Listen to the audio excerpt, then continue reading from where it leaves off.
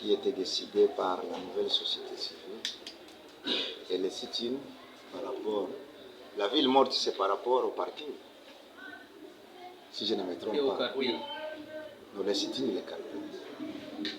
Alors, pour les parkings, on a trouvé que ce n'est pas encore le moment de faire déguerpir ces militaires et de les amener dans les cas qui nous a été laissé par la MONUSCO, vu tous les matériels qui sont là-bas d'une grande importance.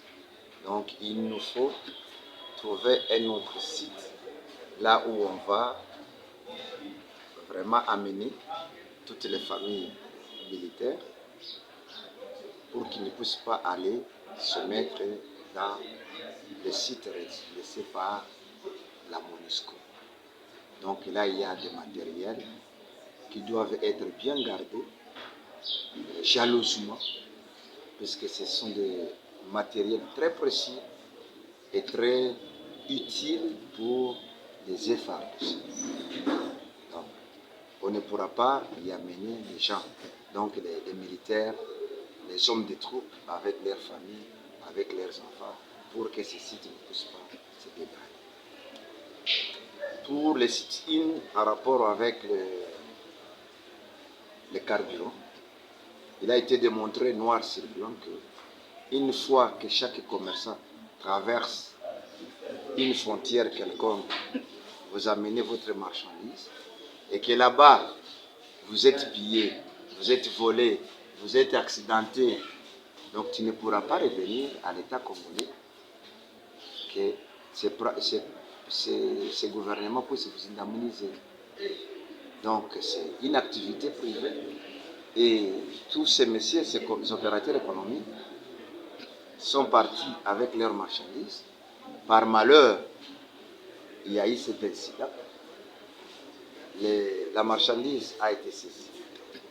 Donc on ne peut pas dire que c'est la mairie ou la province qui doit payer ces bidons, ces 6000 bidons saisis à Bujumbura.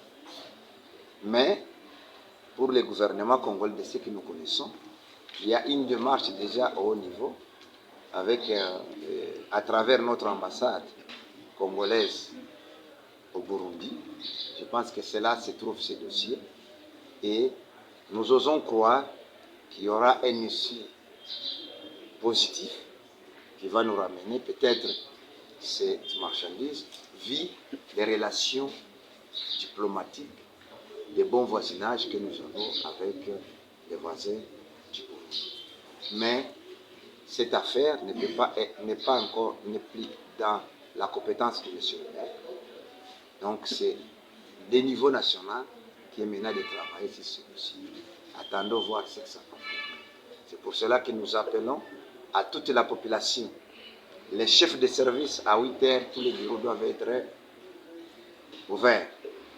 Les parquets, la DGM, les transports, machin, la DGDA, les banques, les COPEC, ils doivent tous déjà ouvrir leurs activités et tout un chacun doit vaquer à son activité quotidienne.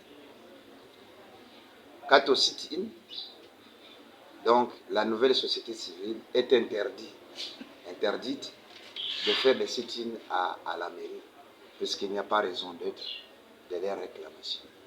Donc, c'est pour autant dire que toutes ces activités prévues par la nouvelle société civile ne sont pas acceptées par toutes les composantes de la population d'Uvira. Vous avez vu comment les gens ont pu voter, ont pu décider à m'élever pour dire non à la ville morte et non au sit-in à la mort.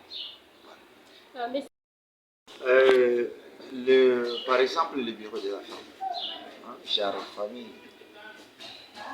je crois que les activités sont aux arrêts, c'est-à-dire la maison a déjà fait la première étape voulue par la MONUSCO.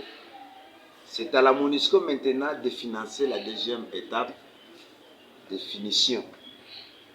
C'est là que bloque la situation.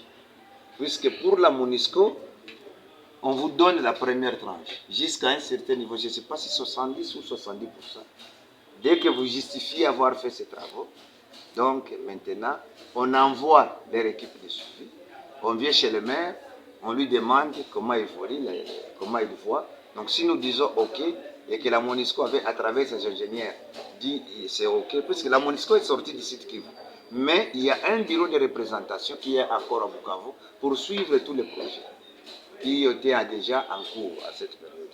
Et les responsables, je les connais bien, c'est un Kenyan. Il est basé à Bukavu. Donc, je peux dire qu'au niveau du bureau de la maison de la femme, tout évolue bien, sauf qu'il faut que la MONUSCO maintenant puisse envoyer quelqu'un pour faire suivi et débloquer les montants exacts. Donc, c'est pour cela que je vous dis, quand la MONUSCO donne un marché à une maison, une société pour la construction, c'est entre la MONUSCO et cette maison qui va construire. Cette maison doit se retrouver d'abord dans la base de données de la MONUSCO au niveau de New York. Et une fois l'autorité a plaidé pour peut-être la construction, tout comme la salle est là, moi en tant que maire, je n'ai même pas vu l'argent. Je n'ai pas vu l'argent. Ça passait entre la MONUSCO et le compte de l'entreprise. C'est comme ça que je suis en train de balayer quand les gens disaient que non, mais c'est le maire a détourné 50 000 $ de la maison des femmes.